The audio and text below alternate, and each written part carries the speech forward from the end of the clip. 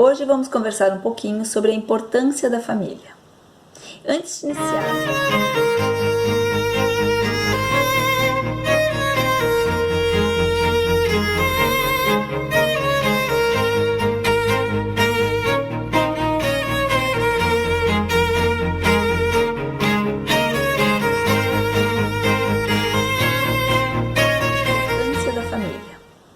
Antes de iniciarmos a nossa exposição doutrinária, vamos elevar o nosso pensamento e fazer uma breve prece, agradecendo a Deus por esta oportunidade e pedindo que Jesus sempre nos ampare e nos ensine a trilhar o caminho do bem.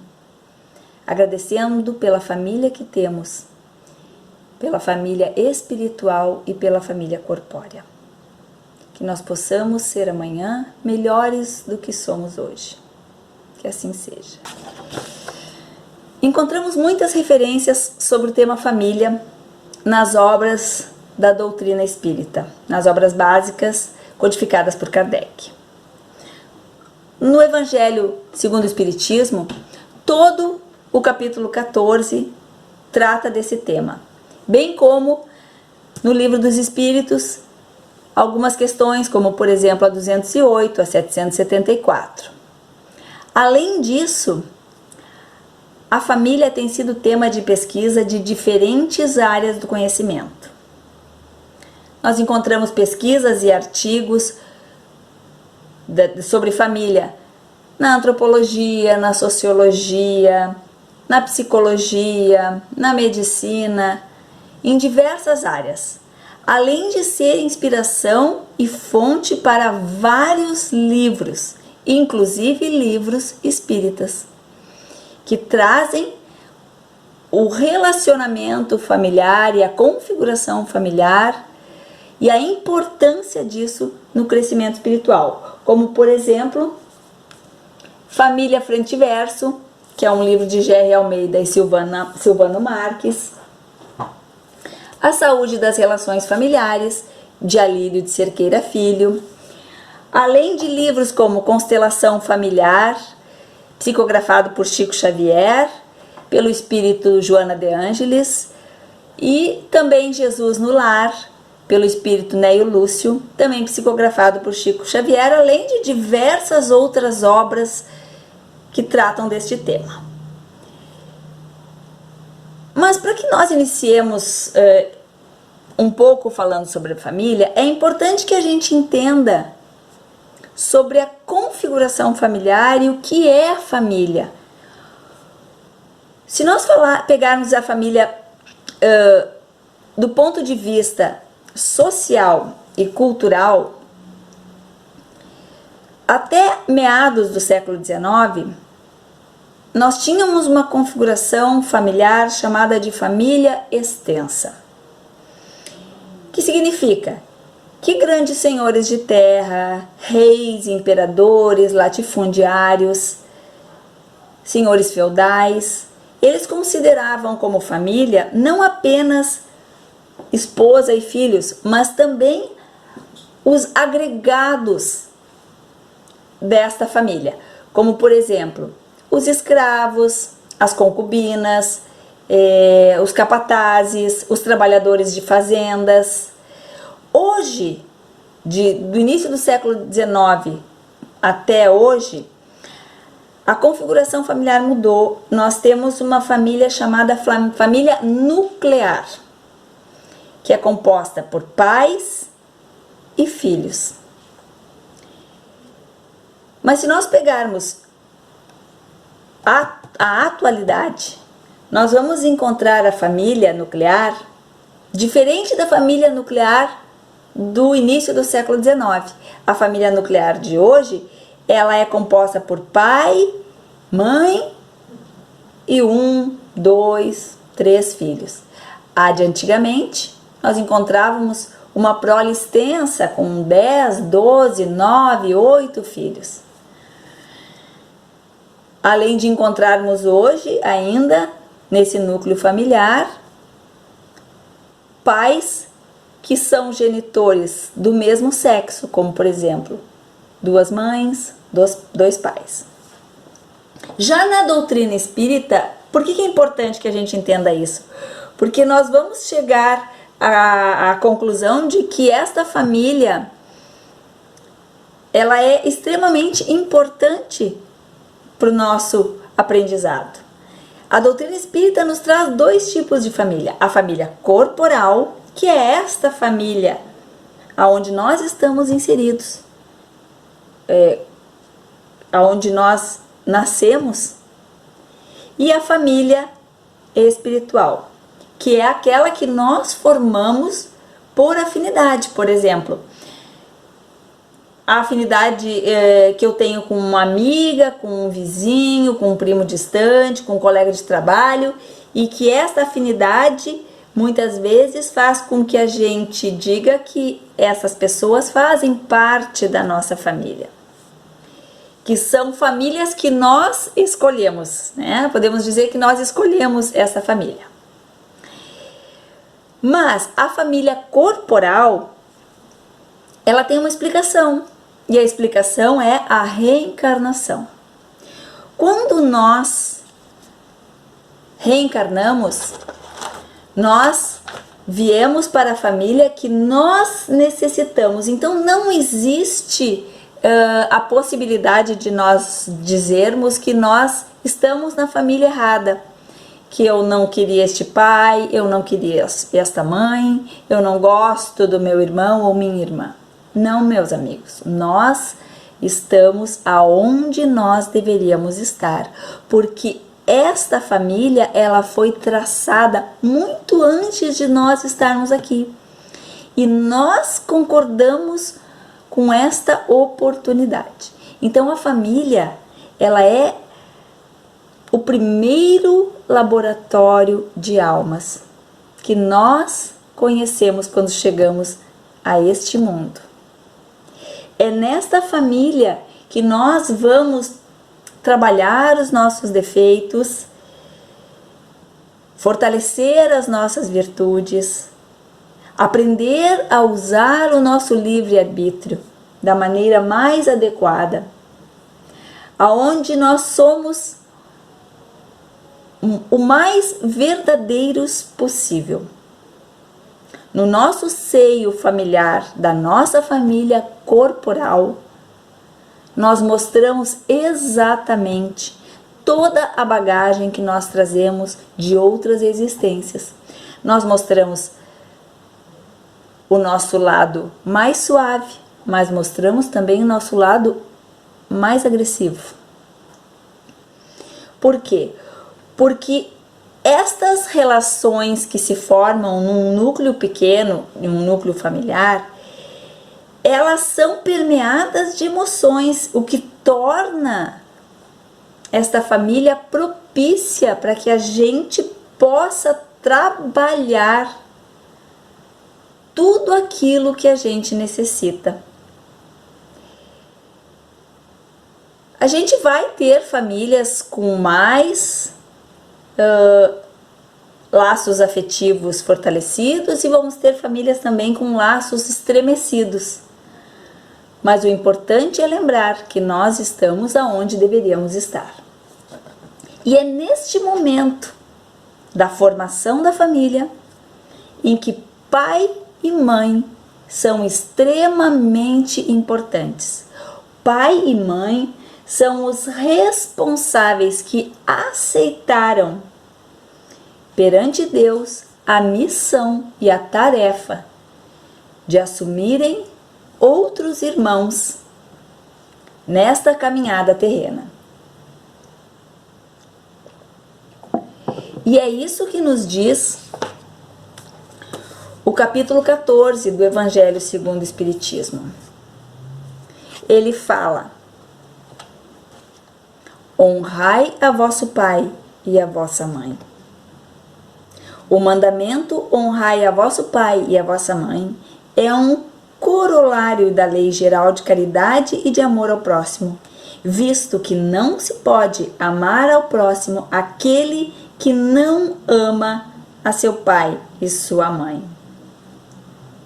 Como isto é importante, que se fortalecem os papéis de pais irresponsáveis perante a vida, perante aos ensinamentos de Cristo. Nós podemos nos perguntar, mas as famílias nem todas atingem o seu objetivo. Muitas famílias se desfazem, muitas famílias passam por atribulações em que as pessoas acabam se afastando de pai, afastando de mãe, não falam com irmãos. E o que acontece então se o nosso objetivo principal é evoluir, se o nosso objetivo neste núcleo familiar é crescer, é aprender moralmente? Deus um dia questionará os pais: o que fizestes com os filhos que eu vos confiei? E os pais, cientes desta responsabilidade, terão que fazer o possível para agregar, porque família, ela deveria ser sinônimo de agregação e não dissolução. E aí é que está o papel importante da família e dos responsáveis, que são os pais. Neste momento, nós somos pais e podemos também ser filhos. Então, o respeito a estes seres é de extrema importância, porque quando os pais não conseguem alcançar êxito nessa tarefa, e aí está a beleza da reencarnação, aí está a piedade divina, em nos dar oportunidades, em que se nós não conseguirmos vencer nesta encarnação, nós teremos outras oportunidades. Então, que isto fique bem transparente para todos nós. Nós viemos para evoluir, nós viemos para um núcleo familiar para evoluir. Mas como temos o nosso livre-arbítrio, nem sempre nós conseguimos atingir o objetivo final, que é a evolução moral, mas teremos outras oportunidades. A ciência, várias pesquisas já nos apontam o seguinte, que o relaxamento dos laços familiares promovem insegurança afetiva, que ambientes de acolhimento e segurança emocional são capazes de regular o próprio comportamento e inclusive manter a saúde do nosso corpo, da nossa mente e do nosso espírito. Allan Kardec realizou uma verdadeira incursão sobre o significado da existência da vida e sobre o significado e dimensão espiritual das relações familiares. O espírito humano, ele nos esclarece, ele renasce num ambiente familiar próprio para aquelas necessidades e experiências de amadurecimento psicológico que se fizerem necessárias. Então, meus amigos, estes elos de afinidade e de repulsa são ingredientes extremamente importantes e eles compõem o núcleo familiar. Que, como dissemos anteriormente, não existem só laços de afinidade, existem também laços de repulsa, de rancor, de ódio. E cada lar é uma história espiritual, é uma história baseada em várias vidas, aonde nós teremos nesse núcleo familiar a oportunidade de trabalharmos todos os nossos defeitos, fortalecermos as virtudes. A doutrina espírita nos ampliou os horizontes da vida física e nos revelou a importância da vida espiritual e todos os desencadeamentos que esta vida espiritual nos proporciona. No livro Jesus no Lar, no capítulo 1, o espírito Neio Lúcio nos orienta o seguinte: o berço doméstico é a primeira escola e o primeiro templo da alma. A casa do homem é a legítima exportadora de caracteres para a vida comum. A paz do mundo começa sob as telhas a que nos acolhemos.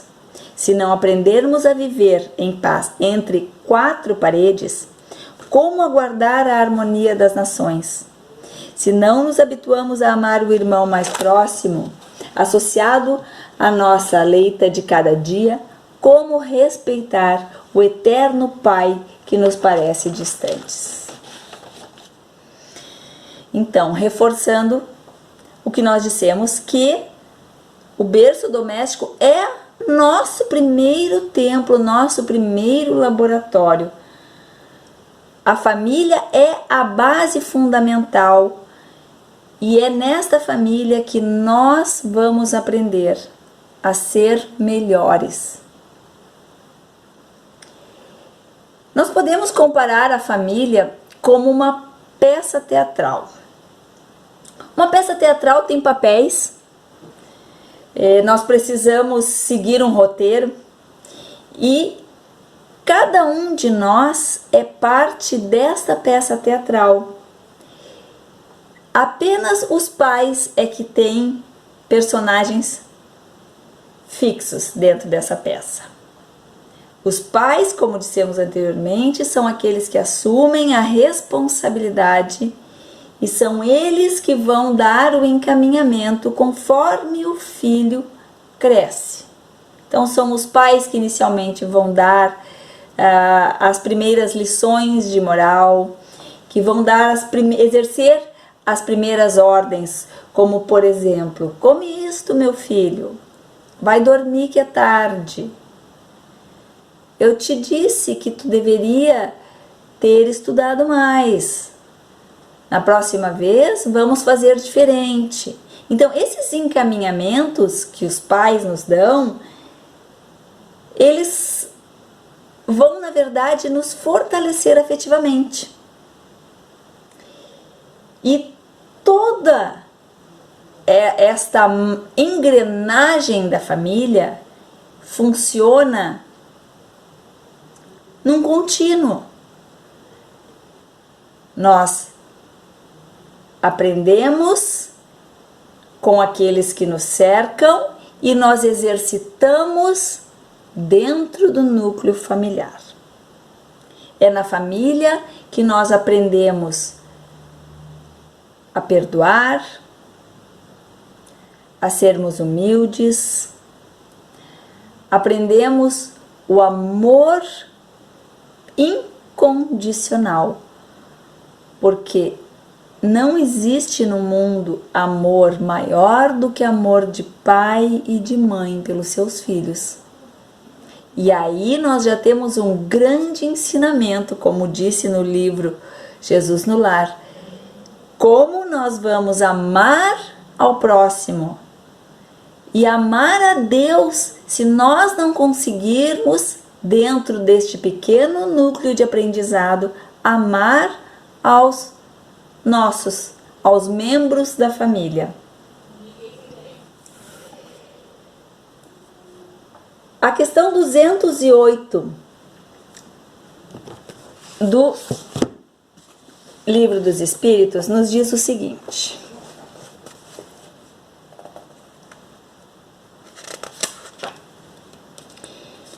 nenhuma influência exercem os espíritos dos pais sobre o filho depois do nascimento deste? Ao contrário, bem grande influência exercem. Conforme já dissemos, os espíritos têm que contribuir para o progresso uns dos outros. Pois bem, os espíritos dos pais têm por missão desenvolver os de seus filhos pela educação. Constitui-lhes isso uma tarefa. Tornar-se-ão culpados se vierem a falir no seu desempenho.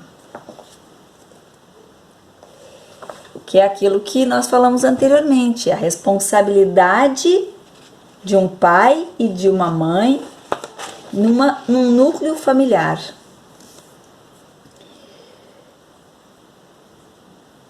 Aí está a verdadeira função da família. Nós, seres humanos, exercemos nessa família o nosso verdadeiro eu. Mas para que isso aconteça, nós precisamos ter e estar revestidos de boas virtudes, de amor, de perdão, porque afinal de contas, este pequeno núcleo é que vai nos ensinar a sermos quem nós queremos.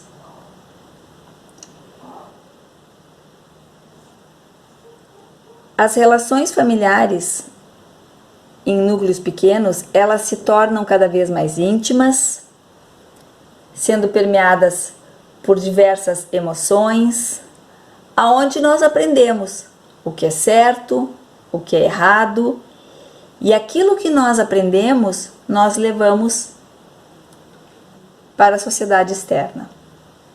A psicologia já fala a esse respeito. A psicologia diz que os filhos muitas vezes repetem atitudes dos pais. A gente consegue ver isto muitas vezes na nossa própria família, no nosso próprio dia a dia. Quem tem filho, às vezes se pega repetindo atitudes, repetindo frases que muitas vezes nem concordamos, né? Às vezes nós nem percebemos o que a gente está falando ou como a gente está agindo e a gente se dá conta que aquilo é uma repetição do que os nossos pais nos trouxeram. Esses laços corporais que nós temos, eles estão entrelaçados com os laços espirituais. E são esses laços que dão a esta família a coesão e a necessidade de estarmos todos juntos, encarnados, tentando dar seguimento àquelas tarefas que nós concordamos. A família, de acordo com Joana de Ângeles, no livro Constelação Familiar, é a base fundamental sobre a qual se ergue imenso edifício da sociedade. Toda vez que a família se enfraquece, a sociedade experimenta conflitos, abalada nas suas estruturas. Então, como é importante que nós saibamos que a família é o nosso porto seguro, é a família que vai me dar os alicerces necessários para que eu evolua moralmente, para que eu aprenda os ensinamentos de Jesus, para que eu possa vivenciar, inclusive, as coisas que não são tão boas, onde eu possa escutar de um pai, de uma mãe, o que é correto, que eu possa ter um lugar para aonde me refugiar. Meus irmãos, eu acredito que todos nós, se pararmos para pensar um pouquinho, vamos nos dar conta do quanto fundamental é essa nossa vivência de que a família é o meio que Deus criou para que o espírito, de forma compulsória ou não, possa aprender a pensar no outro, a conviver com o que é diferente, a vivenciar a tolerância, a resignação, a mansuetude, a exercitar o perdão e, acima de tudo, exercitar o amor ao próximo. Porque começando no núcleo familiar e fortalecendo esses sentimentos e essas vivências, nós com certeza seremos melhores fora deste núcleo familiar.